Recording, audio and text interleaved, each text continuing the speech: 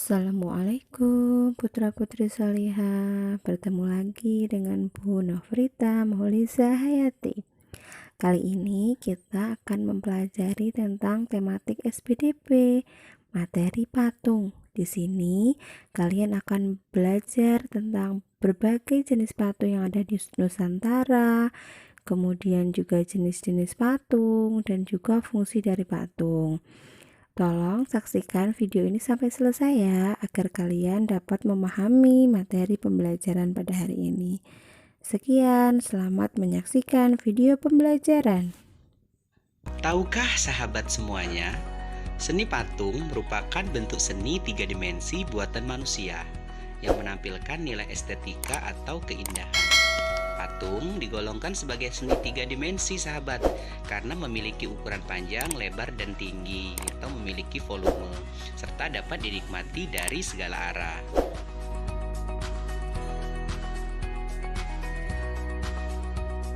Menurut Kamus Besar Bahasa Indonesia, seni patung adalah suatu benda yang sengaja dipahat untuk meniru bentuk manusia dan hewan. Sedangkan menurut salah satu ahli, Mika Susanto, bahwa seni patung merupakan hasil karya tiga dimensi yang dibuat dengan cara mengurangi bahan atau membuat modelnya terlebih dahulu. Nah, dengan teknik cetak ataupun teknik cor. Berbagai macam bentuk dan ukuran patung bisa ditemui di Indonesia. Jenis dan bahan dasar pembuatan patung pun beragam. Ada yang terbuat dari bahan lunak seperti kayu, tanah liat, dan juga semen, hingga bahan yang strukturnya keras seperti batu dan logam.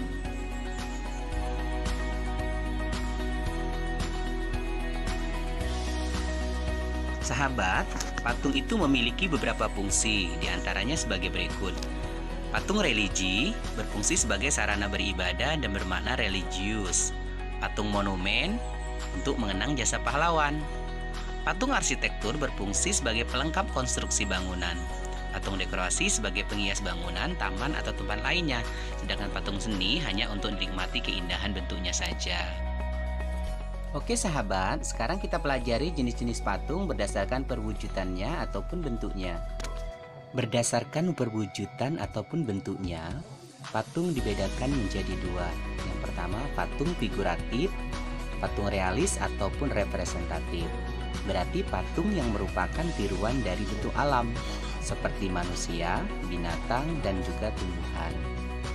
Dapat dikatakan, patung ini nyata dalam perwujudannya dan tidak hanya bersifat abstrak. Contoh dari patung representatif atau figuratif ini adalah patung pahlawan, patung macan, dan sebagainya. Yang kedua adalah patung non-figuratif, patung imajinatif atau non-representatif. Patung ini tidak meniru alam. Terlepas dari wujud-wujud tiruan yang ada di alam, patung ini perwujudannya tidak nyata atau bersifat abstrak, seperti patung abstrak geometris, patung berupa bentuk silinder runcing sebagai simbol bambu runcing, dan sebagainya. Bahan untuk membuat seni patung sangatlah beragam, namun secara umum dapat dikelompokkan menjadi tiga, yaitu bahan lunak, bahan sedang, dan bahan keras. Bahan lunak adalah material yang digunakan empuk dan mudah dibentuk, seperti tanah liat, lilin, clay, hingga ke bahan khas atau alternatif seperti sabun dan sebagainya. Bahan sedang adalah bahan yang tidak lunak dan juga tidak keras. Misalnya kayu randu, kayu mahoni, kayu waru, dan kayu yang tidak terlalu keras lainnya. Sedangkan bahan keras adalah material dapat berupa kayu atau batu-batuan. Contohnya kayu jati, kayu ulin, batu granit, batu andesit, dan juga batu marmer.